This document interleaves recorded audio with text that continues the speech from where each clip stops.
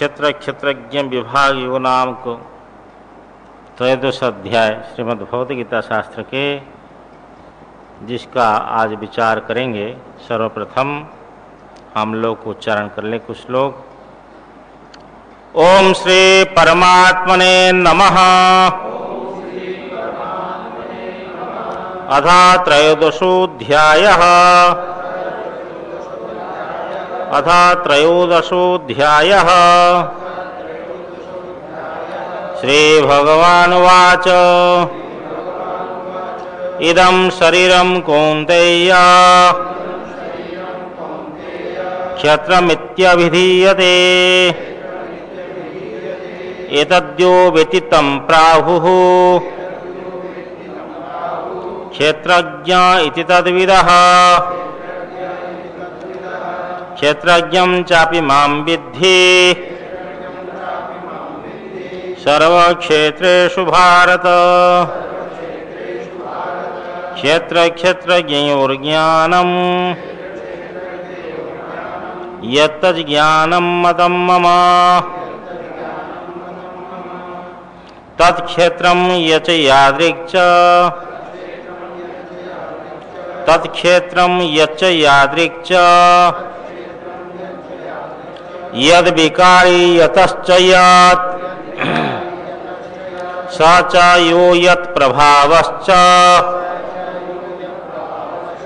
तत्समासन मे शृणु। ऋषिभिर्बहुधा गीतम् छन्दोभिर्विविधैः पृथक् ब्रह्मसूत्रपदैश्चैव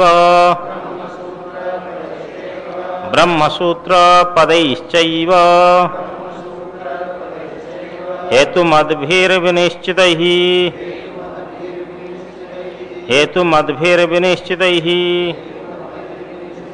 महाभूतानि अहंकारो बुद्धिरव्यक्तमेव च इंद्रियाणि दशैकं च पंचचेन्द्रियगोचराः इच्छा द्वेषः सुखं दुःखं संघातश्चेतना धृतिः। एतत् क्षेत्रं समासेन सविकारमुदाहृतम् अमानित्वमदम्भित्वा महिषा क्षान्तिरार्जवम् आचार्योपासनं शौचं स्थैर्यमात्मविनिग्रहः इन्द्रियार्थेषु वैराग्यम् अनहंकार एव च जन्म मृत्यु जरा व्याधि दुःखदोषानुदर्शनम् असक्तिरनभिष्वङ्गः पुत्रदार गृहादिषु नित्यं च समचित्तत्वम् इष्टानिष्टोपपत्तिषु मयि चानन्ययोगेन भक्तिरव्यभिचारिणी विविक्तदेशसेवित्वम् अरतिर्जनसंसदि आध्यात्मज्ञाननित्यत्वम् तत्त्वज्ञानार्थदर्शनम् एतज्ज्ञानमिति प्रोक्तम् अज्ञानं यदतोऽन्यथा। हरि ओम तत्सत्। कल के पाठ का सारांश के पहले भगवान ने द्वादश अध्याय के अंतर्गत जो 4 साधन भक्तों के लिए बतलाया, उसमें जो मत्कर्म परमो भव आया 10वें श्लोक में, और उसकी एक पंक्ति हमने श्रीधर स्वामी का उद्धरण दिया था। मत प्रत्यर्थानि यानि कर्माणि एकादशी उपवास व्रतचर्या नाम संकीर्तनादिनी तद अनुष्ठानम एव परमं यस्य तादृशो भव। इसको थोड़ा स्पष्टीकरण करते हैं कि मेरी प्रीति के लिए जितने कर्म हैं, एकादशी उपवास व्रतचर्या, एकादशी उपवास ही व्रतचर्या है, उपवास से अतिरिक्त व्रतचर्या को व्याख्यान करने की आवश्यकता नहीं है, यही ठीक है। और नाम संकीर्तन आदि नहीं, उसके अनुष्ठानम एव है। मेरे को संशय हो रहा था एव अथवा एक है, लेकिन मैंने देखा तदनुष्ठानम एव परमम यस्य तादृश हो, वो अनुष्ठान ही जिसका परम हो, तो ऐसा होना चाहिए, ऐसा हो। भगवान ने ज्ञानी भक्त का लक्षण अद्वेष्टादि का निरूपण किया कि अद्वेष्टा सर्वभूतानां मैत्रः करुण एव च आदि से लेकर के, और अंतिम में कहा तुल्य निंदा स्तुति मौनी संतुष्टो येन केनचित अनिकेतः स्थिरमतिर्भक्तिमान में प्रियो न रहा। इन धर्म समुदाय को जो भक्त श्रद्धालु मत परम हुए, ऊपर में कहे गए इन धर्म समुदाय का जो अनुष्ठान करता है, अनुष्ठान करते हैं, बहुवचन है, ये मेरे अतीव प्रिय होते हैं।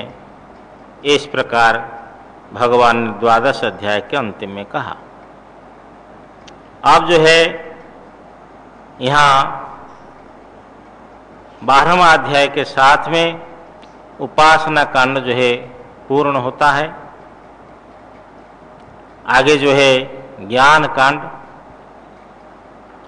13 अध्याय से लेकर के अंतिम अध्याय पर्यंत, ये जो षटक है 6 अध्याय है, 1 से लेकर के 6 अध्याय पर्यंत कर्मकांड, जिसमें त्वम पदार्थ का परिशोधन हुआ, और 7 से लेकर के 12 तक जो उपासना कांड है, जिसमें तत्पदार्थ का परिशोधन हुआ कि अविद्या रहित शुद्ध आत्मा और इधर जो है माया रहित शुद्ध ईश्वर जो है, ये भाग त्याग लक्षणा करके दोनों की उपाधि को हटा करके ये जो षटक है, ये 6 अध्याय में एकत्व तत्त्वम असि, ये जीव और ब्रह्म की जो एकत्व का प्रतिपादन इन अध्याय में हुआ है। तो ज्ञान कांड सर्वथा अंतिम में रहता है।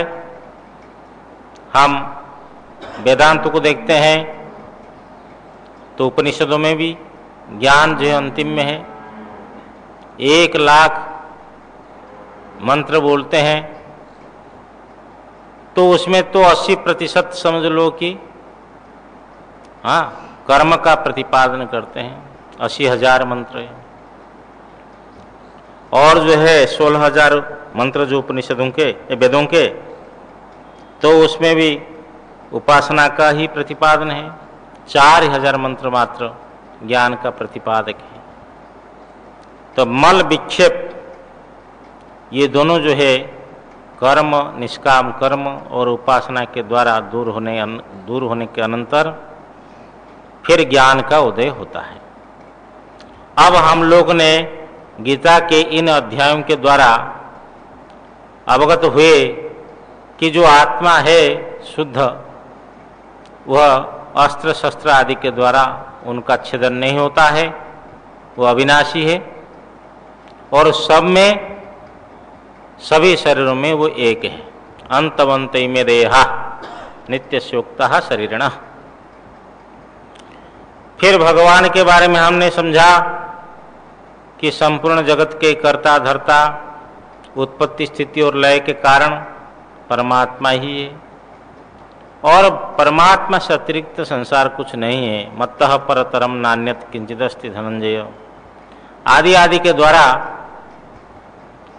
जो है परमात्मा तत्व का संशोधन हुआ, अर्थात उनमें जो माया का आरोप है, आरोपित माया को हटा करके परमात्मा का स्वरूप को समझना चाहिए। जो परमात्मा परमेश्वर ब्रह्म के 2 प्रकृतियां हैं, एक अपरा प्रकृति निकृष्टा हीना माया, अष्टधा विभाजित, और दूसरा जो जीव रूप है सप्तम अध्याय में जिसकी सूचना हुई। तो जीव ब्रह्म की एकत्व बतलाना है। उसके लिए कल आप लोगों को ये पढ़ करके सुनाया। तो ये जो क्षेत्र और क्षेत्रज्ञ लक्षण प्रकृति द्वय, उसके निरूपण के माध्यम से ईश्वर जगत का कारण है। ये ईश्वर के तत्व के निर्धारण करने के लिए क्षेत्र अध्याय का आरंभ है। और अद्वेष्टा सर्वभूतानाम आदि ज्ञानियों का लक्षण कहा। तो ज्ञानी जो होते हैं, किस ज्ञान से वो संपन्न होकर के इस प्रकार आचरण करने वाले होते हैं, उस ज्ञान को बतलाने के लिए भी इस अध्याय का आरंभ। और प्रकृति जो है त्रिगुणात्मिका, संपूर्ण कार्यकरण के रूप से परिणत होकर के पुरुष जीवात्मा के भोग और अपवर्ग का अर्थ जिसमें पवर्ग न हो, प फ ब भ म, ये प वर्ग में 5 अक्षर आते हैं। प से लेना पतन, फ से फल की इच्छा, प फ, ब से बंधन, प फ ब, भ से भय, और म से मृत्यु लीजिए, अपगत, पवर्ग यस्मात्, वो जो मोक्ष है, आत्मस्थिति है, उसका नाम है अपवर्ग, जिसमें प वर्ग नहीं होता है। पतन, फल इच्छा अथवा फल लीजिए, पतन कर्मफल, प फ, ब से बंधन, भ से भय और म से मृत्यु।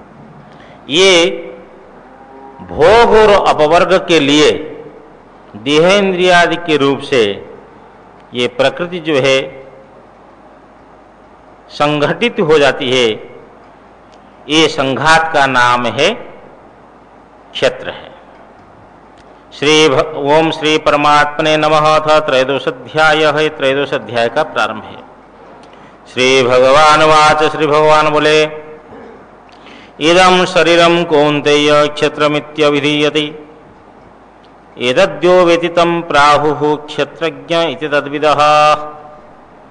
क्षेत्रज्ञं चापि मां विद्धि सर्वक्षेत्रेषु भारत, क्षेत्र क्षेत्रज्ञोर्ज्ञानम् एतत् ज्ञानं मतं मम। ये त्रयोदश अध्याय का 2 श्लोक यदि भली भांति से कोई व्यक्ति समझ लेता है तो उसको वेदांत समझने के लिए पर्याप्त है। इसी में ही सब शास्त्रार्थ आ जाते हैं। हे कौन्तेय, हे कुंती नंदन। श्री भगवान वाच, श्री भगवान बोले, त्रयोदश अध्याय का प्रारंभ। श्री भगवान वाच, श्री भगवान बोले, हे कौन्तेय, हे कुंती नंदन, इदं शरीरम क्षेत्रम, यह जो शरीर है जिसको हम देख रहे हैं, ये क्षेत्र है।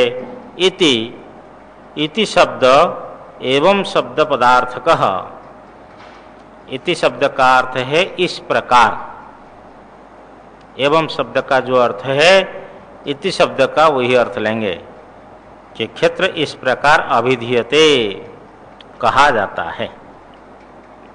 इस शरीर को, देह को क्षेत्र शब्द से कहा जाता है। क्यों? भाष्यकार भगवान 4 अर्थ निकाले। प्रथम है क्षतत्राणात्, कहीं चोट फोट हो उसकी रक्षा कर लेता है ये अपने आप। मैं कहीं आपत्ति विपत्ति आए तो अपने को क्षत से रक्षा कर लेता है, इसलिए इसका नाम क्षेत्रम, देह का, शरीर का नाम हो क्षेत्रम। अथवा क्षयात, इस शरीर का नाश होता है। नाश होता है ना? नहीं, कोई आज तक किसका शरीर रहा क्या? हाँ, कितना भी उपाय करो तो रहेगा नहीं। एक राजा थे, बहुत बड़े राजा, देखो प्रसंग बस वो भी सुना देते हैं। हाँ हाँ, देखो कैसा वो राजा इतना रानी के प्रति आसक्त हो गया था, बोलते रानी की अकस्मात मृत्यु हो गई। राजा विरह अवस्था को प्राप्त करके कोई काम धाम कुछ नहीं करना, खाना पीना भी अरुचि, कई महीने तक हो गए, बस कुछ करना धरना नहीं। मंत्री लोग सब संभालते थे, कितने समझावे लेकिन वो समझे ना। आदमी जब आसक्त हो जाता है, पागल भी हो जाते कई लोग किसी के वियोग में। तो राजा एक बार छत के ऊपर घूम रहा था, उसके मोहल्ला माने महल के साइड में कोई गली होगी, रास्ता पगडंडी होगी कोई, तो महात्मा जा रहे थे। महात्मा के पास कुछ नहीं था, केवल दो कटी, एक ऊपर और एक नीचे दो वस्त्र होंगे, और एक मिट्टी की हांडी, और हांडी को बांध दिए थे सिक्का में, उसमें भिक्षा आदि सब मांगते होंगे। महात्मा के हाथ से हांडी निकल गई, फूट गई। महात्मा खूब जोर से रोने लगा, आय मेरी हांडी मेरी हांडी। देखो अब ये गली में खड़े होकर कोई महात्मा रोवे ना तो लोग बहुत एकत्रित हो जाएंगे कि महात्मा क्यों रो रहा है। महात्मा रोने के लिए नहीं होता है, संसार के लोग रोते हैं। खूब लोग एकत्रित हो गए, देखा राजा भी आ गया। हाँ बोले क्यों रो रहे, क्या कारण? ना क्या राजन क्या कहूं, मेरी हांडी टूट गई। अरे महात्मा विवेकी, घर छोड़ करके तपस्या करो, हांडी के पीछे रो रहे हो। चलो जितनी हांडी लेना। ना नहीं नहीं, मेरे को वो कहा सोने चांदी की हांडी बना दूंगा आपके लिए। महात्मा ने कहा सोने चांदी की हांडी की आवश्यकता नहीं है, चलो भाई मिट्टी की हांडी लेनी है तो मिट्टी की हांडी ले लो। ना मिट्टी की हांडी तो उतनी आवश्यक है, वो हमको कोई जरूरत नहीं। ये जो हांडी हमारी फूट गई है, जो 40 साल हमारे साथ में थी, जिसी में हमने खाया पिया, सब कुछ कार्यक्रम इसके द्वारा हुआ है, ये हांडी मुझे चाहिए। राजा ने कहा कि महात्मा जी आप कैसी बात करते हो, जो हांडी फूट गई है टूट गई है वो आ सकती है क्या? महात्मा ने कहा कि राजन मेरी हांडी नहीं आ सकती तो आपकी रानी आ सकती है क्या? अरे जो चली गई तुमको और घर बसाना बसा लो, ये तो सब नाशवान है, इसके पीछे क्या रोना धना है। तो ये दूसरा अर्थ करते क्षयात, ये शरीर का नाश होता है। इस देह का नाश होने से इसको क्षत्र शब्द से कहा जाता है। अथवा क्षरणात्, इसका क्षरण होता है। क्षरण होने से, क्षरण का अर्थ अपक्षय। जैसे जवान लड़के में देखो आप, सबकी उम्र की अवस्था माने सबकी अनुभव है, 2-2 सीढ़ियां जंप करता है, लेकिन वृद्धावस्था हो जाए तो छड़ी गिर जाए तो नीचे उठाने के लिए भी सामर्थ्य नहीं होता है। अंग गल जाता है, बाल पक जाते हैं, दांत झड़ जाते हैं। हाँ, तो इस प्रकार की जो क्षरण हो जाता है शरीर का, धुरियां पड़ जाती है, हाँ प्रज्ञा मंद, इस प्रकार माने शरीर का जो है क्षरण होता है। इसलिए क्षरण होने से भी इसको क्षत्र शब्द से कहा गया। भी न लगाओ, विकल्प अर्थ। अथवा क्षत्रवद्वा अस्मिन् कर्मफल निष्पत्ते है क्षत्रमिति। अथवा जैसे खेत में हम गेहूं का बीज बोते हैं तो फसल तो गेहूं की काट देना है कि नहीं, जो बीज बोएंगे उसका फल तो मिलेगा हमको। इस प्रकार ये देह में हमारा जो कर्म फल है उसी कर्म फल को भोग करना पड़ता है। कर्म फल निष्पत्ति है, जैसे खेत में फसल होती है इसी प्रकार इसी शरीर में क्षेत्रवत अस्मिन् कर्मफल निष्पत्ति है इति क्षेत्रम। कर्म फल के निष्पत्ति होने से इसका नाम क्षेत्र है। 4 वैकल्पिक अर्थ भगवान भाष्यकार ने किया, या तो क्षत्रत्राणात् अथवा क्षयात् अथवा क्षरणात् अथवा क्षेत्रवद्वा अस्मिन् कर्मफल निष्पत्ति है। सभी लोग बोलते महाराज सब तो कुछ ठीक है लेकिन ये थोड़ा अड़ंगा है, तो ऐसा हम लोगों को निश्चय करना चाहिए कि जो देह मिला हुआ है वो केवल पुण्य का फल नहीं है, न कि केवल पाप का फल है। तो मिश्रित कर्मफल जो है हमको भोगना है, इसलिए आज अनुकूल है तो पुण्य का फल प्राप्त हो रहा है, कल दुख आया तो पाप का फल प्राप्त हो रहा है।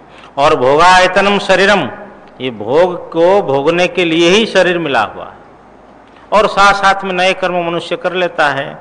अस्तु, तो इस प्रकार 4 विकल्प लिया भगवान भाष्यकार ने कि इस प्रकार क्षेत्र त्राणात होने से इसको क्षेत्र कहा जाता है, अथवा क्षय होने से इसका क्षेत्र कहा जाता है इसको, अथवा क्षरण होने से इसको क्षेत्र कहा जाता है, अथवा इस देह में कर्मफल की निष्पत्ति क्षेत्र के समान होने से इसको क्षेत्र शब्द से कहा जाता है। एतद यो वेत्ति तम प्राहु क्षेत्रज्ञ इति तद्विदः। एतद यो वेत्ति, इस क्षेत्र को जो जानता है, एक होता है स्वाभाविक ज्ञान और एक होता है औपदेशिक ज्ञान। स्वाभाविक ज्ञान है कि मैं मनुष्य हूं, ये साधारण ज्ञान सबको है। जिनको वेदांत का संस्कार नहीं है, शास्त्र का संस्कार नहीं है, जिनको शास्त्र का संस्कार है, उसके अगल बगल व्यक्ति रहते तो भी शास्त्र का संस्कार नहीं है, तो इनके समझ में और उनके समझ में पार्थक्य है। शास्त्र का संस्कार नहीं, वो समझता है कि मैं मनुष्य हूं, मैं पुरुष हूं, मैं स्त्री हूं, बालक हूं, वृद्ध हूं। लेकिन शास्त्रीय ज्ञान है, औपदेशिक ज्ञान है, तो वो समझता है कि देहो न आत्मा दृश्यत्वात्, ये देह आत्मा नहीं है, क्योंकि दृश्य है। जो दृश्य होता है वो दृष्टा नहीं होता है। जैसे 2 धन 2 बराबर 4 है, ये कहीं भी आप गणित कीजिए, फॉर्मूला तो यही रहेगा, 2 धन 2 बराबर 4। इसी प्रकार वेदांत में एक फॉर्मूला है, जो दृश्य होता है वो दृष्टा नहीं होता है। जिसको हम देख रहे हैं कि यह मेरा वस्त्र है, तो वस्त्र मैं नहीं हूं। यह मेरा मकान है, मैं मकान नहीं हूं। यह मेरा शरीर है, मेरा शरीर काला है, गोरा है, मोटा है, नाटा है, तो जान रहे तभी तो बोल रहे हैं। डॉक्टर के पास चलेंगे तो जानता तो है कि मेरा शरीर मोटा है, काला है, गोरा है, तो शरीर भी मैं नहीं हूं। आंखों में दुर्बलता हो गई, डॉक्टर पास गए तो उन्होंने कहा कितनी अंगुली बतलाओ, वो 3 दिखा रहा है, और आप जानबूझकर के साथ उनके जितने प्रश्न है, यदि जानबूझकर के सब उल्टा बोलेंगे, वो कहेंगे भाई ये तो पेशेंट नहीं है।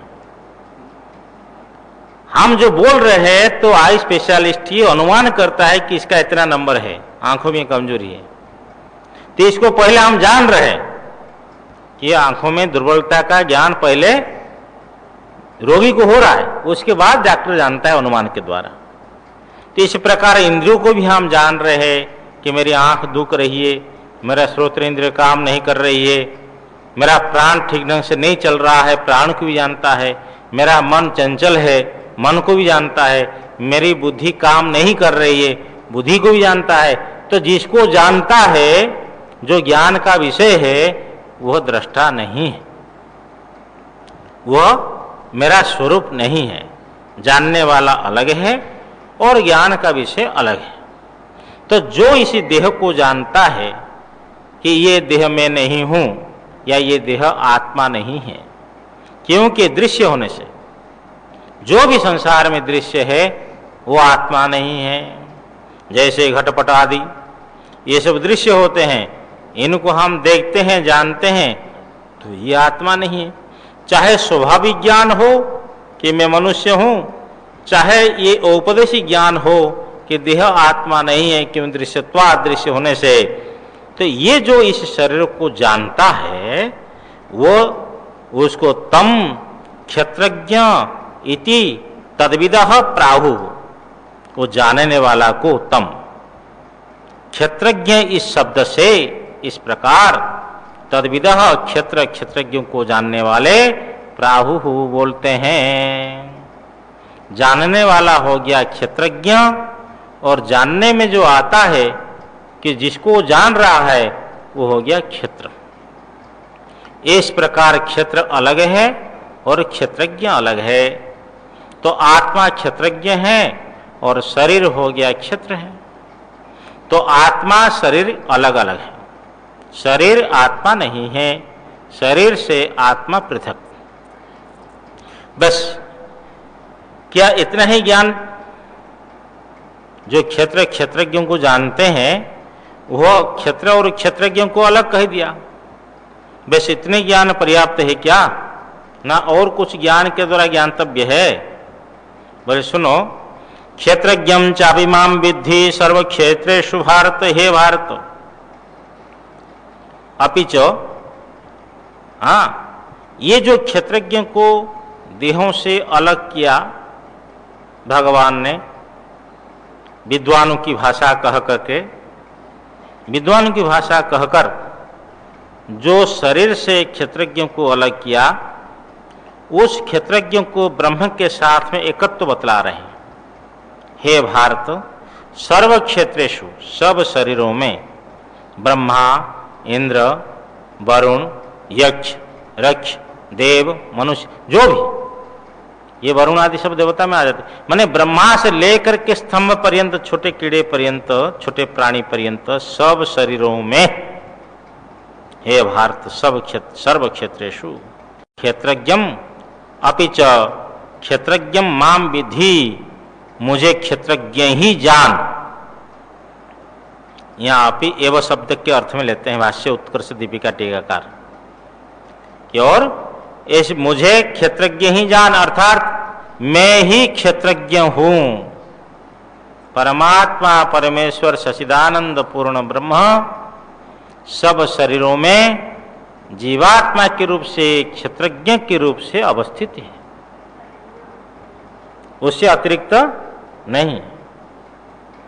इस प्रकार क्षेत्र क्षेत्रज्ञयोर ज्ञानम यत ज्ञानम मतम मम, क्षेत्र क्षेत्रज्ञयोर यत ज्ञानम, क्षेत्र क्षेत्रज्ञ का, ये दोनों का जो ज्ञान है, क्षेत्र दृश्य है और क्षेत्रज्ञ दृष्टा है, क्षेत्र से भिन्न है, और सब शरीरों में एक क्षेत्रज्ञ है जो ब्रह्म का स्वरूप है, परमात्मा का स्वरूप है। ये जो ज्ञान है तज ज्ञानम मत मम, वह ज्ञान यथार्थ ज्ञान है, ये मेरा मत है, ये मेरा निश्चय है, ये मेरा अभिप्राय है।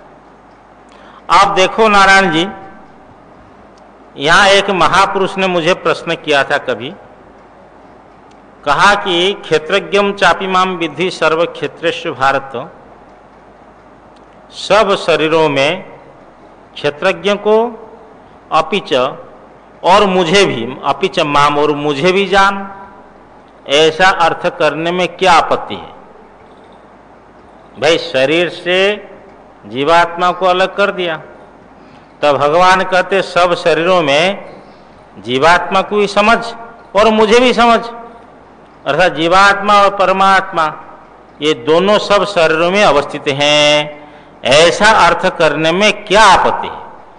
क्योंकि भाष्य का भगवान तो ये कह रहे हैं, क्षेत्रज्ञम चापिमाम विधि, सब शरीरों में क्षेत्रज्ञ को अर्थात जीवात्मा को जान, अपिच माम विधि और मुझे भी जान, क्या आपत्ति होगी? ऐसा है कि विद्वान संत ने मेरे से प्रश्न पूछा, तो हमने विचार करने लगे, लेकिन मैंने कहा कि आगे की पंक्ति क्या कही जा रही उसको देखो। आगे की पंक्ति है क्षेत्र क्षेत्रज्ञयोर ज्ञानम, षष्ठी दो पुरुष है, षष्ठीकार ये जो है, यदि परमात्मा परमेश्वर को यहाँ क्षेत्र क्षेत्रज्ञ और ईश्वर तीनों का ज्ञान अभिष्ट होता तो यहाँ बहुवचन का प्रयोग होता, क्षेत्र क्षेत्रज्ञ ईश्वराणाम च ज्ञानम। लेकिन भगवान तो षष्ठी द्वितीय पुरुष कहते हैं, हाँ, षष्ठी का बहुवचन नहीं, यहाँ द्विवचन है कि क्षेत्र क्षेत्रज्ञोर ज्ञानम, अर्थात यहाँ केवल क्षेत्र और क्षेत्रज्ञ का ज्ञान है, इसलिए क्षेत्रज्ञों को यहाँ ईश्वर से अभिन्न ही मानना पड़ेगा। इसमें भिन्नता देखेंगे तो आगे की पंक्ति नहीं लगेगी। इसलिए भाष्यकार भगवान जो है इसका जो अर्थ किया है इस प्रकार, और मूल में जो अपना अर्थ स्पष्ट है कि क्षेत्र क्षेत्रज्ञोर ज्ञानम, कि ज्ञान का विषय क्या होगा, क्षेत्र और क्षेत्रज्ञ, ये प्रश्न दो ही है। इन दोनों को विषय करने वाले जो ज्ञान है, अर्थात क्षेत्रज्ञ सब में एक रूप है और क्षेत्र जो है मिथ्या है, कल्पित है, नाशवान है, उसको जानने वाला क्षेत्रज्ञ है और सब शरीरों में वो क्षेत्रज्ञ के रूप में विराजमान एक ब्रह्म तत्व है। ये जो ज्ञान है यही यथार्थ ज्ञान है, परमात्मा का अभिप्रेत है। तब फिर भगवान ने 15वां अध्याय में ये कहते कि ममैवांशु जीवलोके, मेरा अंश है, परमात्मा का अंश जो है जीवात्मा है। वहां समझना चाहिए, एक ब्रह्मसूत्र में निर्णय दिया अंशाधिकरण है कि अंश के समान अंश है, वस्तुतः ब्रह्म का जीवात्मा अंश हो ही नहीं सकता, ये औपाधिक अंश है, वास्तविक अंश नहीं है। जैसे महाकाश में घड़ा उत्पन्न हुआ तो घटाकाश हो गया, तो ये औपाधिक अंश हो गया कि घटाकाश महाकाश का अंश है, वस्तुतः वो घटाकाश महाकाश ही है। इसी प्रकार जो हमारा मुख्य सिद्धांत है कि ब्रह्म ही सब जीवात्मा के रूप में अवस्थित है।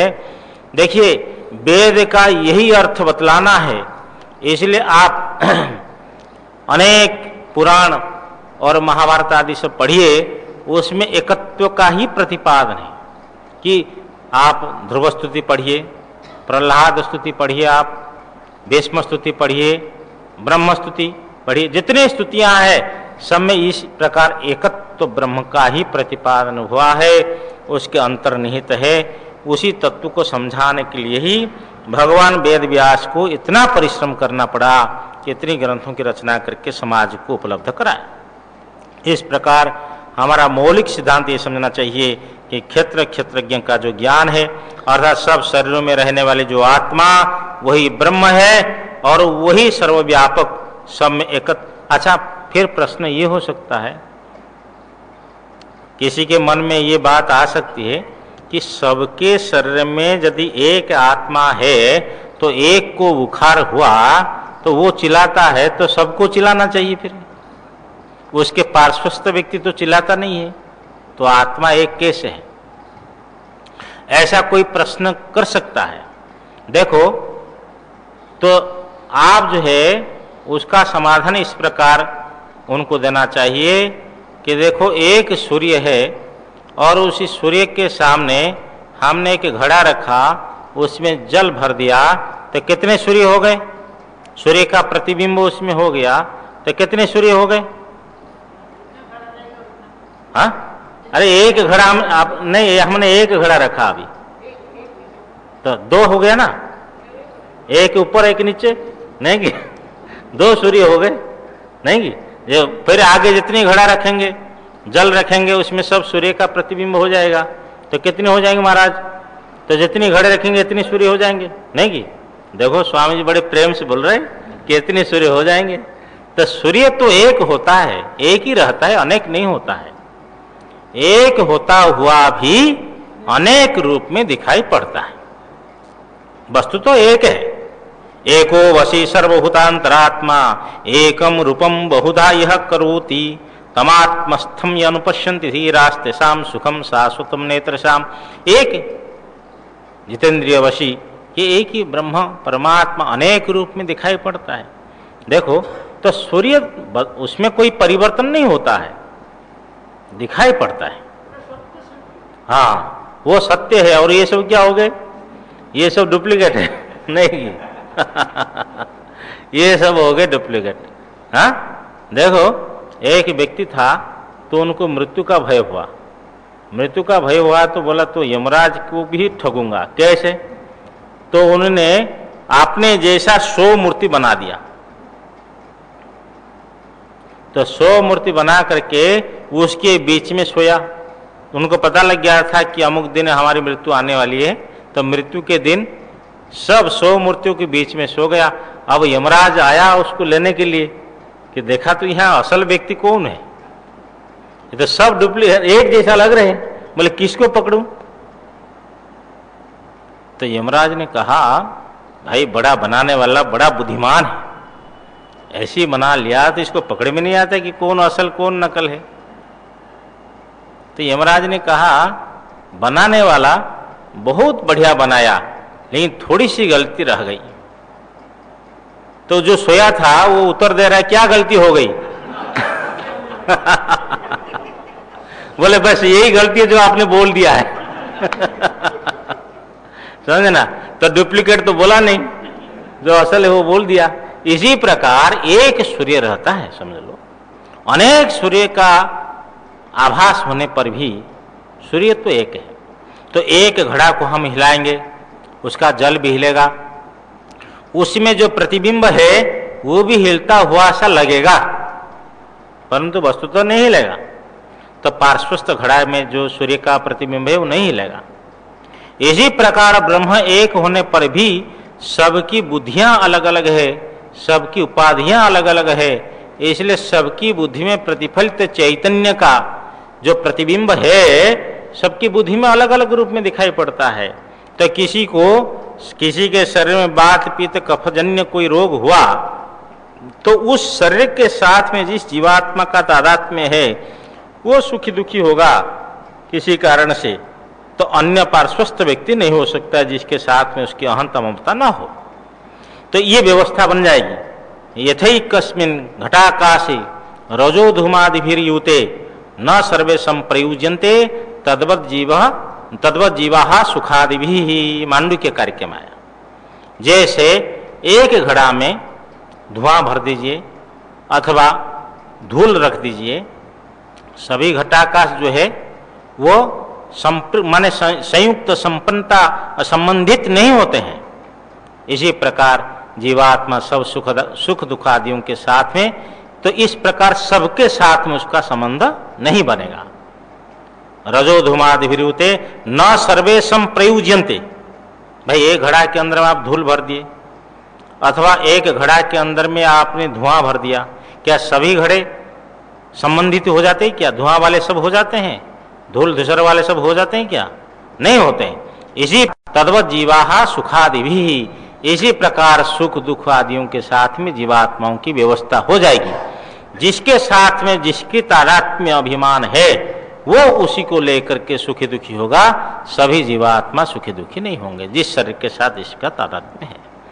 तो एक आत्मा होने पर भी देखो, सांख्य तो ही मानता है, सांख्य सिद्धांत मानता है कि व्यापक आत्मा है। सबकी आत्मा अलग अलग है लेकिन सब व्यापक है। तो एक मुट्ठी के अंदर में सबकी आत्मा है कि व्यापक है, तो इसमें भी सब है।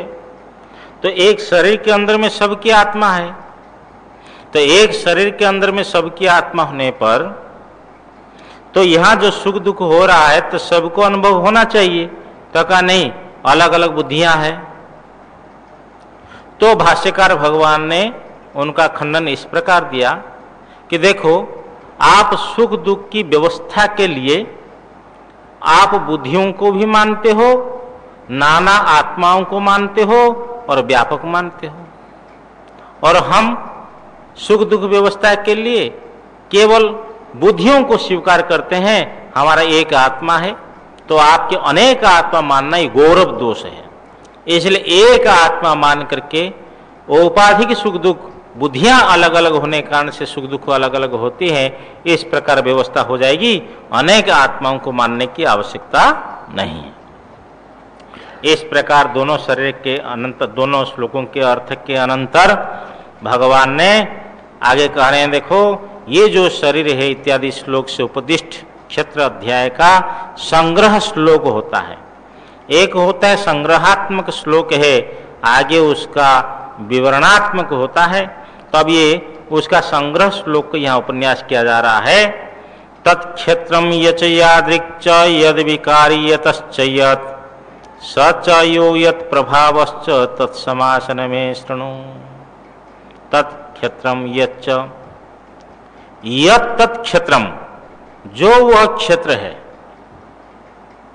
च का अर्थ और, यादृक् च, और माने जो वह क्षेत्र है और जिस प्रकार है, यद विकारी, और जिस विकार वाला हो, और जिस विकार वाला हो, विकार जिसका हो वो विकारी है। जो विकार वाला है माने उसका जो विकार है, जिस विकार वाला हो। यतश्च यत, च का अर्थ और, यतः यत जिससे जो उत्पन्न होता है, स च यो और वह जो जीवात्मा क्षेत्रज्ञ, यत प्रभावश्च और वो जो जिस प्रभाव वाला है, उपाधिकृत शक्तियां जिनके पास में हो उस जीवात्मा के पास में, वो यत प्रभावश्च और जिस प्रभाव वाला वो जीवात्मा क्षेत्रज्ञ, तत्समासन में शृणु, उन सबको मैं का अर्थ मेरे वाक्य से संक्षेप से सुनो, सुन करके निश्चय करो कि वो क्षेत्र क्या है, वो किस प्रकार है, जो भी उसका विकार क्या है, कार्य क्या है, और जिससे जो उत्पन्न होता है वो क्षेत्रज्ञ क्या है, और किस उपाधि वाला, जिस उपाधि वाला क्षेत्रज्ञ है, उन सबको समास से संक्षेप से मेरे वाक्य से सुनो, सुन करके निश्चय करो। वो जो क्षेत्रज्ञ की याथात्म्य जो विवक्षित है वो उसको भगवान स्तुति कर रहे हैं, क्योंकि श्रोता की बुद्धि में रुचि उत्पन्न हो जाए। बिना रुचि से सुनता नहीं है, उसके अंदर में रुचि उत्पन्न हो, इसलिए कह रहे हैं ऋषिभिर बहुधा गीतम छंदोभिर विविधई पृथक ब्रह्मसूत्र पदैश्चैव हेतुमद्भिर विनिश्चित ही। बोलते हैं ये जो क्षेत्रज्ञ के याथात्म्य है, वास्तविकता है, क्षेत्र क्या है, क्षेत्रज्ञ क्या है, इसको ऋषिभिर बहुधा गीतम, इस विषय में ऋषियों के द्वारा बहुत प्रकार से गाया गया है। अर्थात वशिष्ठ आदि ऋषियों ने बहुत इस प्रकार कहा है इस विषय में। छंदोभिर विविधि पृथक, और विभिन्न प्रकार के छंद का अर्थ वेद मंत्रों से भी पृथक, अलग अलग रूप से, स्पष्ट रूप से, विवेक रूप से ये क्षेत्रज्ञ के याथात्म्य कहा गया है, गीतम गाया गया है, कहा गया है। ब्रह्मसूत्र पदैश्चैव हेतुमद्भिर विनिश्चित ही, और हेतुमद्भिर, हेतुमत का अर्थ युक्तियुक्त, कोई वचन बोलते हैं वो युक्तियुक्त होना चाहिए, सप्रामाणिक होना चाहिए, उसमें अप्रामाणिक नहीं होना चाहिए, तर्कहीन नहीं होना चाहिए, तर्क संगत होना चाहिए। भाई बोलते ना लोग, ऐसा बोल दो लग जाए तो तीर, नहीं तो तुक्का सही। ऐसे लोग बोलते, गैस मार कर बोल देते लोग, जब वो पकड़ में आते हैं फिर जो है शर्मिंदा भी होते। ऐसा नहीं बोलना चाहिए। कोई वाणी आप बोलते हैं, प्रामाणिक वक्ता, आप्त वक्ता है, उसका युक्तियुक्त होना चाहिए, उसका हेतु होना चाहिए, हेतुमत। और विनिश्चित ही, विनिश्चित का अर्थ निसंशय रूप ही, अर्थात निश्चित प्रत्यय उत्पादक ही। ये सब ब्रह्मसूत्र का विशेषण है कि हेतुमत युक्तियुक्त है और निश्चित ज्ञान के उत्पादक है। जैसा कोई व्यक्ति समाज में ठग है अथवा झूठ बोलने वाला है, तो उसके वचन से यथार्थ ज्ञान उत्पन्न नहीं होता है, विश्वास भी नहीं होता है। तो ब्रह्मसूत्र क्या है? ब्रह्मसूत्र पदैश्चैव, ब्रह्मसूत्र पद क्या है कि ब्रह्म के जो सूचक वाक्य है, ये ब्रह्मसूत्र है। आत्मा इत्येव उपासित, आत्मा इस प्रकार ही उपासना करना चाहिए, समझना चाहिए कि मैं आत्मा हूं। ये जो ब्रह्मसूत्र है, और उसको पद के साथ, क्योंकि पद्यते गम्यते, ये जो पद शब्द जुड़ा है भगवान ने, तो उसके लिए कह रहे तही, ये जो ब्रह्मसूत्र के, ब्रह्म के सूचक वाक्य होते हैं, ब्रह्मसूत्र होते हैं, उनके द्वारा पद्यते गम्यते ज्ञायते ब्रह्म इति तानि पदानि उच्यन्ते, कि जो है ब्रह्म जो है ब्रह्मसूत्रों के द्वारा ब्रह्म जाना जाता है, इसलिए ब्रह्मसूत्र पद हो गए। पद्यते का अर्थ गम्यते, गम्यते का अर्थ ज्ञायते, कि ब्रह्मसूत्र जो के उनके द्वारा ब्रह्म जाना जाता है, आत्मा इत्येव उपासित, अहम ब्रह्मास्मि, असंगो ह्ययम पुरुषः आदि आदि सब बहुत से वाक्य है। तो ये सब ब्रह्मसूत्र पद है। इन्हीं के द्वारा भी ब्रह्मसूत्र पदैश्चैव, और ब्रह्मसूत्र पद का विशेषण हो गया विनिश्चित ही, हेतुमद्भिर विनिश्चित ही, युक्तियुक्त सप्रमाण और निश्चित विज्ञान के उत्पादक ब्रह्मसूत्र पदों के द्वारा भी, हाँ ब्रह्मसूत्र पदों के द्वारा ही, हाँ ये क्षेत्र क्षेत्रज्ञ के ये अध्यात्म भी गाया गया है गीतम। यह क्रिया जो है भर्व, ये गीतम जो है ये इन दोनों के साथ में भी संबंधित होगा। ऋषिभिर बहुधा गीतम, छंदोभिर विविधि पृथक गीतम, और हेतुमद्भिर विनिश्चित ही ब्रह्मसूत्र पदैश्चैव गीतम। ये जो याथात्म्य है क्षेत्र क्षेत्रज्ञ का, ये इन सब के द्वारा गाया गया है। मैं जो आपको बोलने जा रहा हूं अर्जुन। अर्जुन जब सुना कि ऋषियों ने भी कहा और वेद मंत्रों से भी गाया गया और ब्रह्मसूत्र पदों के द्वारा भी कहा गया। एक टीकाकार शंकरानंद जी महाराज हुए, ब्रह्मसूत्र का अर्थ ये जो ब्रह्मसूत्र लिए है उसमें आप देखना शंकरानंद जी में होगा, तो ये ब्रह्मसूत्र का अर्थ ऐसा भी अर्थ किया उन्होंने कि जो है अथा तो ब्रह्म जिज्ञासा जन्माद्यस्य यतः शास्त्र योनित्वात् तत्व समन्वयात्, ये जो ब्रह्मसूत्र है आदि आदि व्यास प्रणीत, उन ब्रह्मसूत्रों के द्वारा भी ये जो है तुमद विनिश्चित ब्रह्मसूत्र पदों के द्वारा ये क्षेत्र क्षेत्रज्ञ की आध्यात्म गाया गया है। परंतु भाष्यकारी व्याख्यान इस प्रकार नहीं है। ब्रह्मसूत्र के ब्रह्म के सूचक जो वाक्य होते हैं आत्मा इत्येव उपासित इत्यादि वाक्यों को यहाँ लिया गया है। अब अर्जुन जो है सजग हो गया, सुनने के लिए सजग होना, अर्जुन के अंदर सजग हो जाने से भगवान ने देखा, अब उन्हें प्रारंभ कर लिया। महाभूतानि अहंकारो बुद्धिरव्यक्तमेव च इंद्रियाणि दशैकं च पंचचेन्द्रिय गोचराः इच्छाद्वेषः सुखं दुःखं संघातश्चेतना धृतिः एतत् क्षेत्रं समासेन सविकारमुदाहृतम्। महाभूतानि पंच तन्मात्रा, महाभूत लाना है।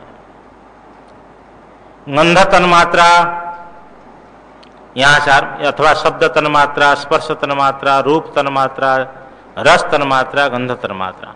केवल उसमें रस ही रस है, केवल गंध ही गंध है, पंचीकृत नहीं है, मिले हुए नहीं, शुद्ध। ऐसे ऐसे जो सूक्ष्म महाभूत, पांच महाभूत है, ये महाभूत शब्द से उनको समझना चाहिए। अहंकार कितने हो गया? 5 1 6। बुद्धि, अहंकार के कारण जो बुद्धि है 7 हो गया। अव्यक्तम एवच, और अव्यक्त ही कितने हो गए?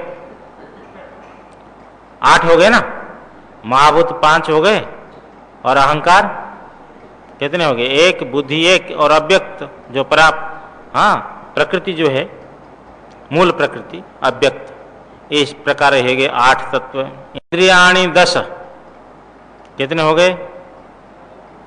5 ज्ञान इंद्रिया है, 5 कर्म इंद्रिया है, कितने हो गए? 18 तत्व हो गए। एकम च, 1 मन है, 19। और पंचच इंद्रिय गोचराहा, और 5 इंद्रियों का विषय स्थूल, स्थूल जो है शब्द स्पर्श रूप रस गंध, ये जो 5 विषय है ये हो कितने हो गए? 24। वह सांख्य लोग ये 24 तत्व को ही तो प्रकृति कहते हैं कि प्रकृति और प्रकृति का विकृति ये मिल करके 24 तत्व है। तो ये भी क्षेत्र है। और साथ साथ में जो वैशेषिक लोग मानते हैं कि इच्छा है, द्वेष है, सुख है इत्यादि, ये सब आत्मा में रहते हैं। नैयायिक वैशेषिक लोग आत्मा के धर्म मानते हैं, उसका भगवान भाष्यकार बोलते नहीं, ये भी क्षेत्र के अंतर्गत है, ये मन का धर्म है, अंतःकरण का धर्म है। आत्मा तो शुद्ध है, आत्मा में कोई धर्म है ही नहीं, निर्धर्म का आत्मा है। इच्छा द्वेष सुखम दुखम संघातश्चेतना धृति ही एतत् क्षेत्रम समासेन सविकारम उदाहृतम। इच्छा, किसी वस्तु को प्राप्त करने की जो इच्छा है, द्वेषः, जो अप्रिय हो जाता है तो उसके प्रति द्वेष उत्पन्न होता है, सुखम दुखम, और सुख दुख सबके अनुभव का विषय है। संघात, संघात का अर्थ है ये शरीर और इंद्रियों का समुदाय। चेतना, चेतना का अर्थ है कि साभास अंतःकरण की वृत्ति। अंतःकरण की वृत्ति तो है अंदर, लेकिन उसमें एक चैतन्य का आभास पड़ा हुआ है। जैसे आप लोहा, सामान्य लोहा को आप देखिए और लोहा को तपा दीजिए, तो तपे हुए लोहा, तप्त लोह जो है जिस प्रकार दिखाई पड़ता है, इस प्रकार चैतन्य रस से विद्ध होकर के अंतःकरण की वृत्ति हमेशा ऐसी रहती है। साभास बुद्धि जो है, यहाँ चेतना शब्द से लेना, साभास अंतःकरण की वृत्ति, चेतना शब्द से। धृति ही धैर्य, अर्थात अंतःकरण और अंतःकरण के जितने धर्म है ये सब, एतत् क्षेत्रम, ये सब क्षेत्र है। सविकारम माने सविकारम एतत् क्षेत्रम, ये जो क्षेत्र है विकार सहित ये क्षेत्र है। विकार का अर्थ होता है कार्य, कार्य सहित ये जो क्षेत्र है, समासेन उदाहृतम, संक्षेप से मेरे द्वारा कहा गया। मैंने इन सबको कहा, संक्षेप से मैंने कहा। भावार्थ, अब रही नारायण जी, ये बात हम लोगों को समझ लेना चाहिए। ये चाहे देह हो, चाहे मन हो, बुद्धि प्राण आदि सब क्षेत्र है, और मैं क्षेत्रज्ञ हूं, मैं क्षेत्र नहीं हूं। आपकी क्या जाति है? आपकी अवस्था क्या है? आपकी आयु क्या है? कितने वर्ष तक और जियोगे? ये सब जो विचार है ये सब क्षेत्र मीमांसा है। ये सब क्या है? क्षेत्र मीमांसा है। भाई शरीर का जाति है, शरीर की आयु है, शरीर के अवस्था है, हाँ, वर्ण आश्रम वयो अवस्था जो भी है, ये सब शरीर का है, आत्मा का नहीं। हमारा और आपका वास्तविक स्वरूप आत्मा है, कि उसे आत्म स्वरूप में अवस्थित होना ही ब्रह्मनिष्ठा है।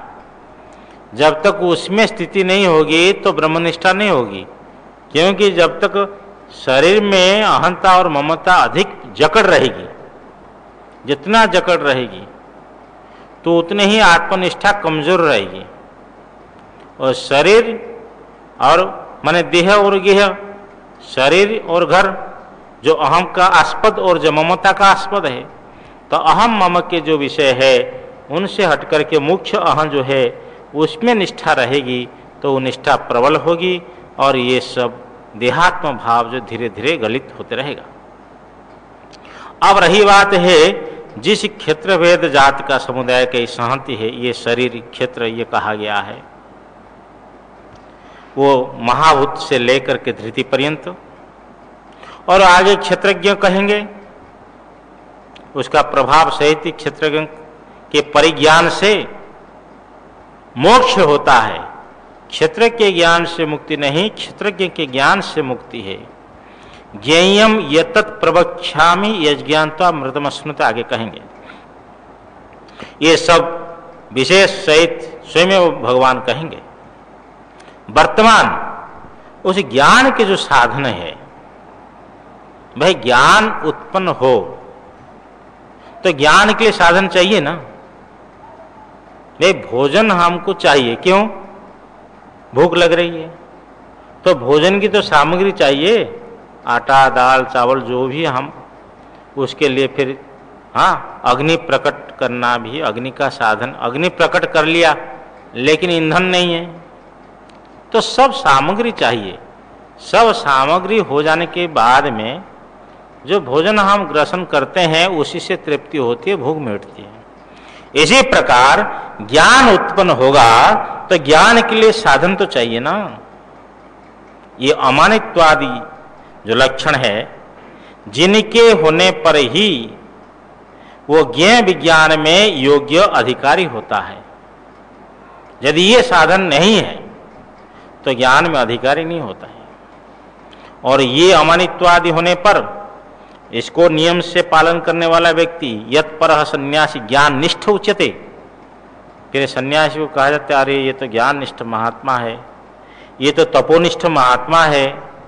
क्योंकि तो ज्ञान के लिए प्रयत्न कर रहा है और ज्ञान के साधन को अपने जीवन में लाने के लिए प्रयत्न कर रहा है। उस अमानित्वादि समुदाय को जो ज्ञान साधन होने से ज्ञान शब्द से कहा जाता है, वास्तविक अमानित्वादि ज्ञान नहीं है, परंतु ज्ञान के साधन जैसे आयुर्वै घृतम, हाँ कहा जाता है, कहाँ आयुर्वेदिक में कि आयु जो है घृत जो आयु है, तो आयुर्वै घृतम का अर्थ क्या, घी खाते रहो तो इसका आयु आपका क्षरण नहीं होगी। तो आयु को बढ़ाने वाला माने जितनी आयु लिखी है वहां तक पहुंचा देगी घृत खाने से, अर्थात कोई रोग आदि नहीं होंगे आदि व्यवस्थित खाने से।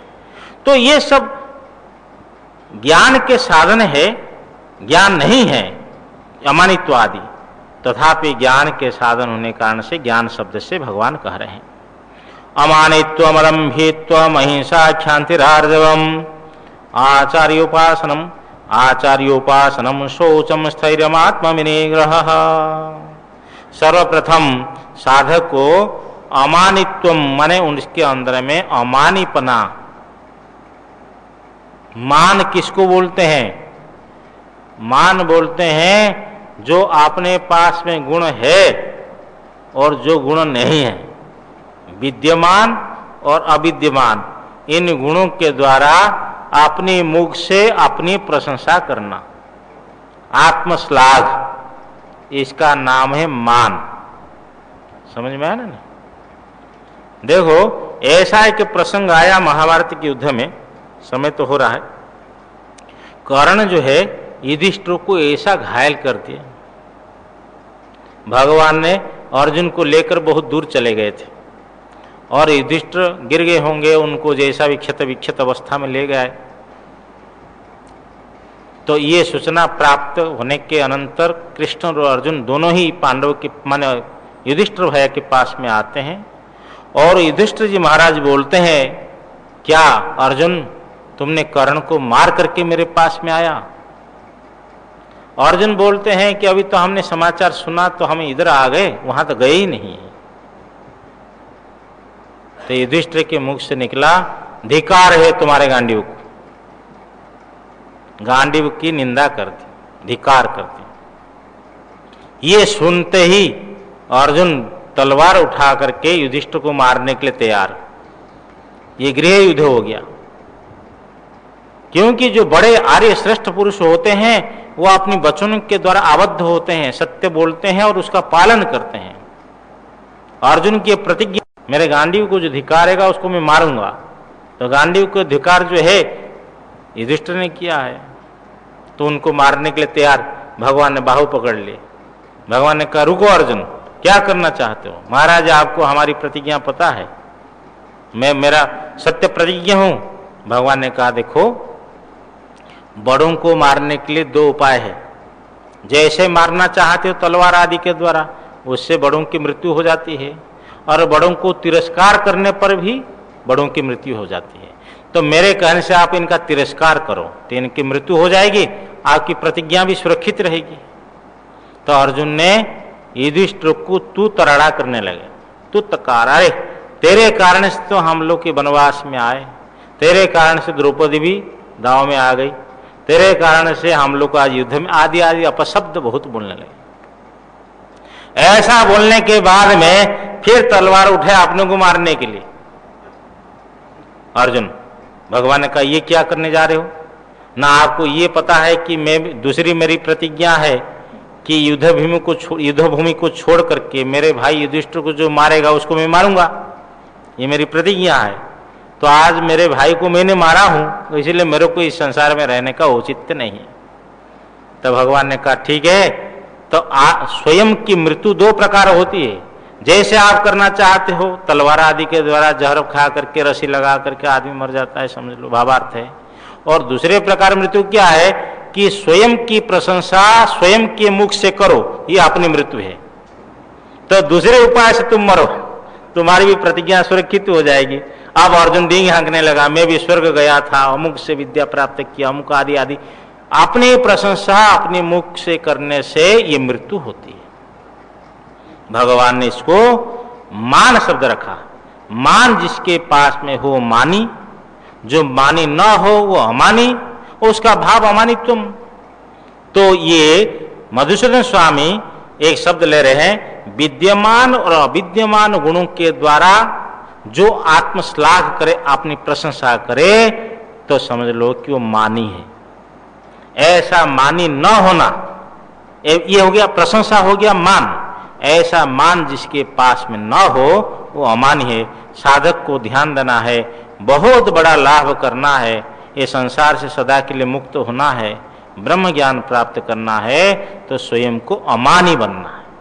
हाँ, बड़े बड़े पोस्टर छप रहे हैं आजकल, देख रहे हैं आप। हाँ, अब भगवान का चित्र कितना बड़ा और अपना चित्र कितने बड़ा है। तो हाँ, लेकिन मोक्ष मार्ग के जो साधक होते हैं वो भगवान को आगे रखना चाहिए, परमात्मा को आगे रख करके, क्योंकि परमात्मा तक तो पहुंचना है। यहां आपको मान मिल जाएगा, आगे कुछ मिलने वाला नहीं है। हाँ, आगे प्रस्थान करना है, इसलिए अमानी बनना है, आगे अदम्भी बनना है। आगे का प्रसंग कल सुनाएंगे। ओम पूर्णमदः पूर्णमिदं पूर्णात् पूर्णमुदच्यते पूर्णस्य पूर्णमादाय पूर्णमेवावशिष्यते।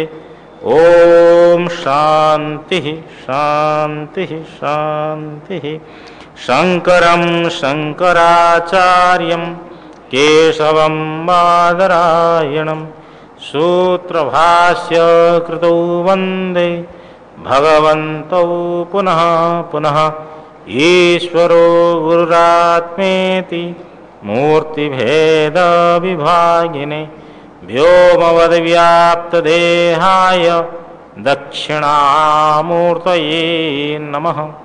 ओम शांति शांति शांति।